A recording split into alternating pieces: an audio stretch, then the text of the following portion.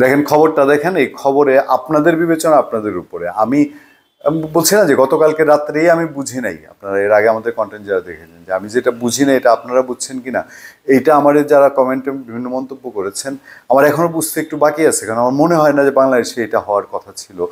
আচ্ছা, আগে এখনকার খবরটার দিকে নজর দিই, তারপরে আমি আবার পুরনো চর্বিত চর্বণে একটু যাবো না। 3 ছাত্রকে আটক করায় এসআই ক্লোজড, ওসির বিরুদ্ধে তদন্ত শুরু। মানে কোনো একটা গভীর কোনো একটা ষড়যন্ত্র, রাষ্ট্র সরকার এমন একটা কিছু না করলে কি এক থানার ওসির বিরুদ্ধে তদন্ত আর এক এসআই ক্লোজ হয়ে যায়?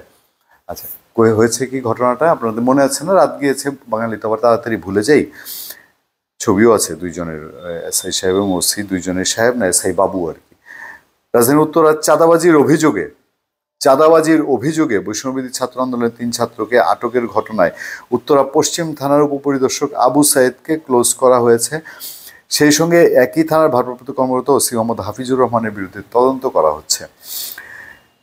ডিএমপির উত্তরা বিভাগের উপকমিশনার রৌনক জাহান ও অতিরিক্ত উপকমিশনার এডিসি আহমদ আলী মঙ্গলবার রাত 11টার দিকে এই কথা নিশ্চিত করেছেন।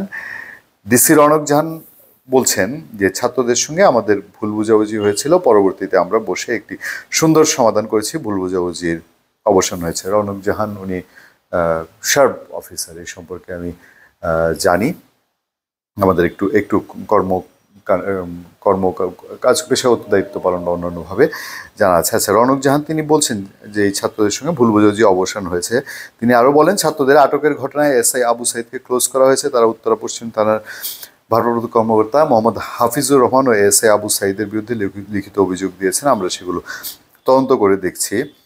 আর এডিসি আহমদ আলী তিনি বলছেন, ছাত্রদের অভিযোগের ভিত্তিতে এবং 3 ছাত্রকে থানায় ধরে নিয়ে আসার কারণে এসআই আবু সাইদকে ক্লোজ করা হয়েছে। অপরদিকে উত্তরা পশ্চিম থানার ওসির বিরুদ্ধে যেসব অভিযোগ হচ্ছে সেগুলো আমরা আমাদের ঊর্ধ্বতন কর্মকর্তাদের জানিয়েছি, সেই সঙ্গে অভিযোগের বিষয়ে তদন্ত করা হচ্ছে। তদন্তের পর ডিএমপি কমিশনার ব্যবস্থা নেবে। সব বুঝলাম, আপনারা আর একটু বুঝছেন কিনা? ওই যে আমি যেটা বুঝি না, হেডলাইনটা আছে 3 ছাত্রকে আটক করায় এসআই ক্লোজ। হ্যাঁ, আটক কেন করেছিল?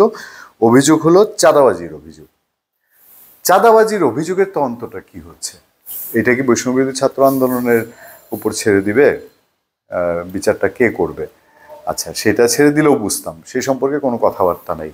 মানে এরকম যদি হয়ে থাকে যে চাঁদাবাজির কোনো অভিযোগ ছিল না, অযথা পুলিশ চাঁদা খাওয়ার জন্য এই 3 ছাত্রকে ধরে নিয়ে এসেছিল, আমরা কি এটা বুঝে নিব?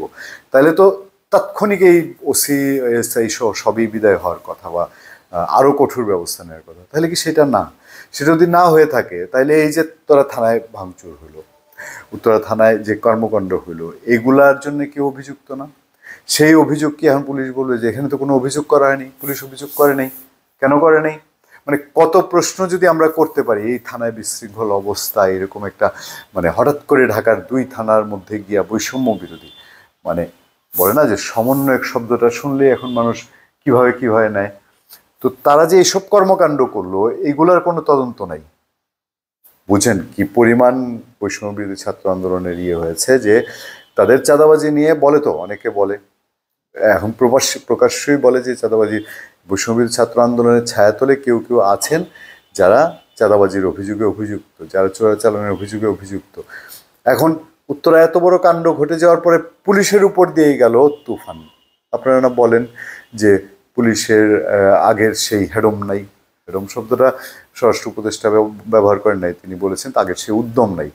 তো এখন যেগুলা করছেন, উদ্যম কি আপনি অটোমেটিক জেনারেট করবে? এসব করলে যা হয়েছে, সন্ধ্যায় থানায় গিয়ে এরকম হানা দেওয়া, হামলে পড়া, তারপরে আবার পুলিশের উপরই তাদেরকে সাসপেন্ড করা, মানে পুলিশকে এইগুলা করে আবার পুলিশের কাছ থেকে আপনি উদ্যমী কাজও চান।